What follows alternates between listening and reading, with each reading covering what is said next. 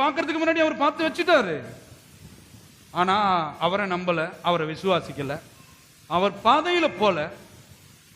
நீ எடக்க முடுக்கா போயிட்டு என் பொண்ணுக்கு இவ்வளவு வயசு ஆகுது, அப்புறம் மாப்பிள்ளை வரல அப்படின்னு சொல்லமா?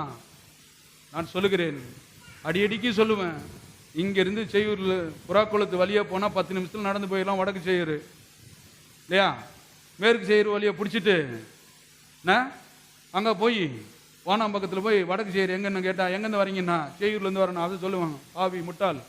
அங்கிருந்தே கேட்டிருந்தீங்கன்னா கரெக்டா என்ன பண்ணிருப்பாங்க, எந்த பக்கம் போன்னு சொல்லியிருப்பாங்க. அப்ப ஆண்டவர் சொல்றாரு, நீ மாமிச சிந்தையில வேற எங்கெங்கெல்லாம் ஓடி கலைச்சி இளைப்பாரி வந்திருக்கிற.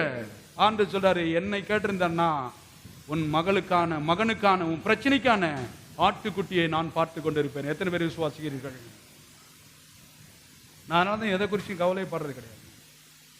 நீங்க சொல்லுங்க, நான் கேட்கிறேன். எங்க போனோம், எந்த இடத்துல செய்யணும் சொல்லுங்க. எங்கே நான் போக உம் சித்தமோ அங்க போறேன். நானா போய் பெரியம்மா சொன்னாங்க, பெரியம்மா சொன்னு அப்புறமா பெரியம்மா போயிடுவாங்க, நீ மாட்டிடுவ. நிறைய பேர் அப்புறமா சொல்றது, தாத்தா சாகும் போது கையை பிடிச்சி 2 பேரும் ஒன்னா வச்சுட்டு செத்துட்டாரு. திருமணம் என்பது தாத்தா சொல்ற விஷயம் இல்லைங்க. இது தேவனுடைய திட்டம், இது நோக்கங்கள். அதான் சொல்றாரு பாருங்க. சொல்லிட்டு ஆட்டுக்குட்டியை பார்த்துக் கொள்வார் என்றார். அப்புறம் இருவரும், அது ஒரு மனம் இருக்குது பாருங்க. இந்த சபையும் விசுவாசியும் ஒரு வருமானம் பண்ணும் தேவ திட்டத்தை செய்யறதுக்கு. இங்க வந்தா என்னன்றது, பாஸ்டர் அவரு அவங்க ஊழியத்தை அவர் செஞ்சுப்பாரு, நமக்கு என்ன போச்சு. இப்படி என்னலாம் இருக்கும். உங்க வீட்டுக்காரு, நீ பாத்துக்காமா எல்லாம், நான் இது பண்ண மாட்டார் அப்படின்னா அந்த குடும்பம் நல்லா இருக்கு நீங்க நினைக்கிறீங்க? நல்லா இருக்காது கட்டாயம். ஒரு பாஸ்டர் என்ன விரும்புகிறார் என்பதை ஒரு விசுவாசிகள் புரிந்து கொள்ள வேண்டும். தேவனுடைய விருப்பம் தான் என் விருப்பம் என்பதை எடுத்து கவனிங்க.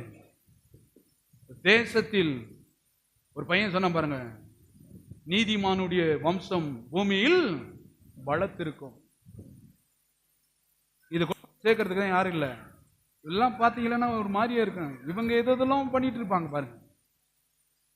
சொல்லிட்டு பாருங்க 9, தேவன் அவனுக்கு சொல்லி இருந்த இடத்திற்கு வந்தார்கள். எல்லாம் சொல்லுங்க, தேவன் சொல்லி இருந்த இடத்திற்கு வந்தார்கள். இங்கெல்லாம் சொல்லியிருக்கா, எங்க பாட்டி சொன்ன இடத்துக்கு தான் நான் வந்தேன்.